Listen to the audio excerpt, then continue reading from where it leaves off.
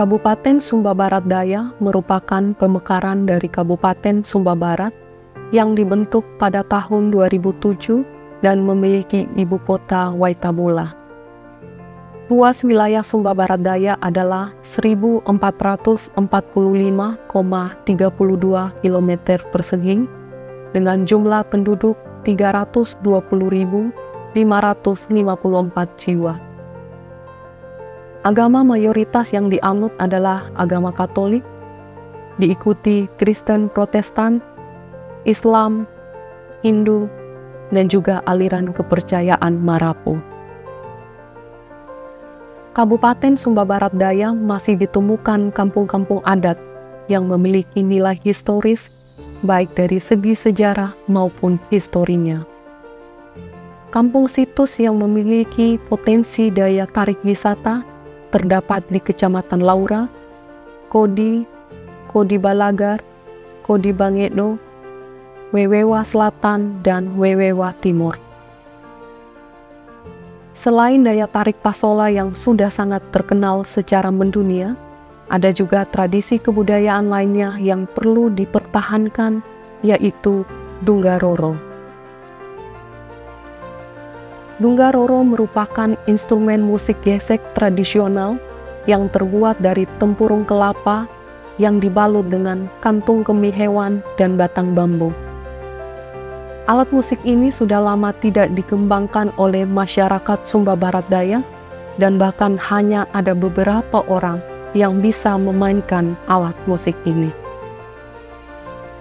Di Kecamatan Kodi Bangedo, Desa Leteloko, kita menemui satu komunitas Dunggaroro yang terdiri dari 4 orang yang baru-baru ini memulai untuk membentuk komunitas Dunggaroro agar bisa mempertahankan instrumen musik yang hampir punah ini.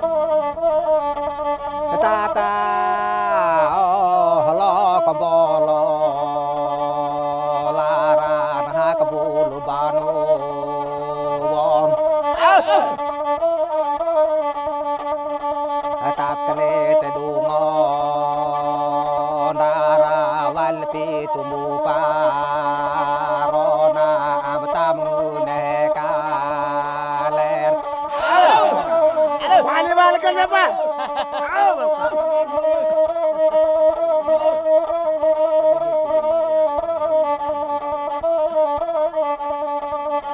Hamba wanyo nah guru kundahan bihuru kok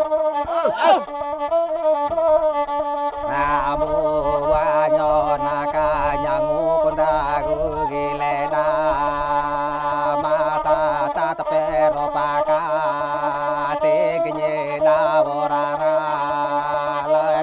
enge di jero padaluan dilete lu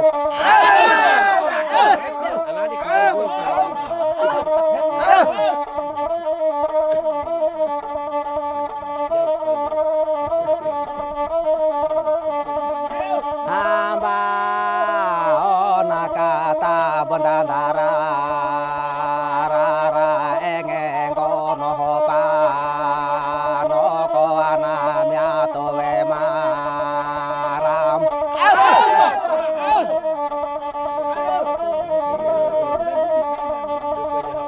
oma bikya tat mo melale todongan pitumbu parona kebulu banu won.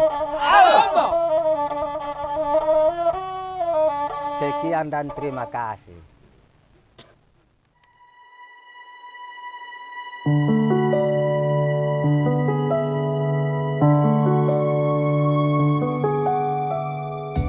Perkenalkan, nama saya Tarsisius Taritara, Desa Leteloko. Saya sebagai narasumber dari komunitas Dunggaroro, saya melihat bahwa Dunggaroro adalah merupakan salah satu musik tradisional wilayah Kodi yang sampai dengan saat ini hampir punah. Karena itu saya melihat bahwa ini adalah merupakan aset yang perlu dijaga dan dilestarikan, sehingga kami membentuk suatu yang namanya komunitas, dan kami namakan komunitas itu Komunitas Dunggaroro. Asal berbicara tentang asal mula dari Dunggaroro ini, cerita dari turun-temurun dari nenek moyang bahwa ada seorang ibu, seorang gadis, kalau misalnya seorang ayah memiliki seorang anak perempuan yang sudah umur kawin dan tidak kawin-kawin, maka di satu tempat itu pasti membuat sayembara.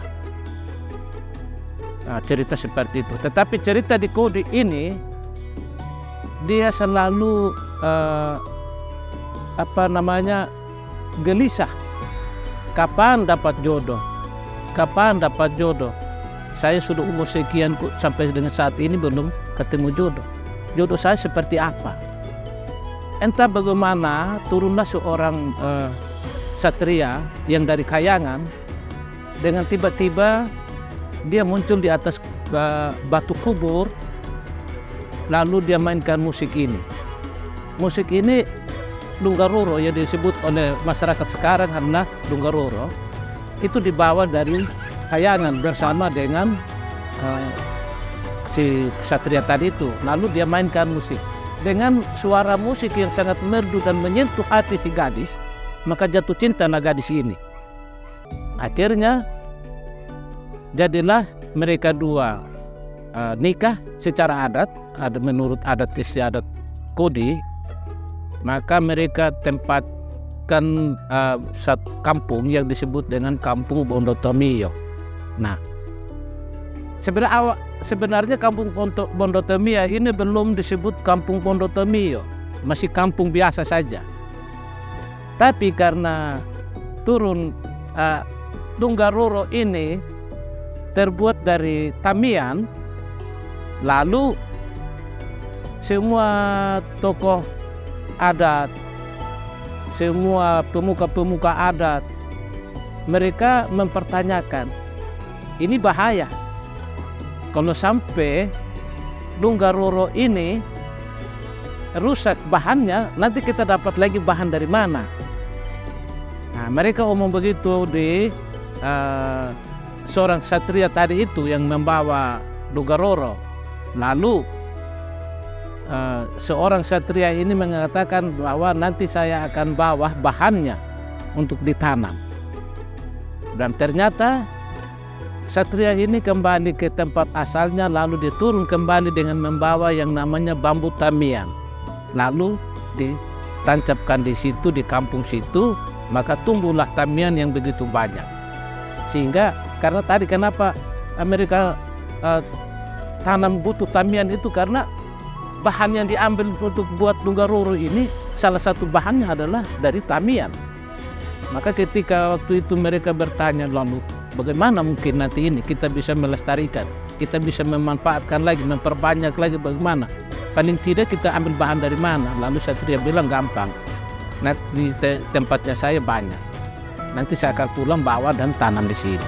Lalu pergilah satria ini ambil bahannya itu, tanam di kampung itu sehingga tamiang berkembang dan banyak, sehingga karena banyaknya rumpun tamiang maka disebut bondo. Bondo artinya banyak rumpun.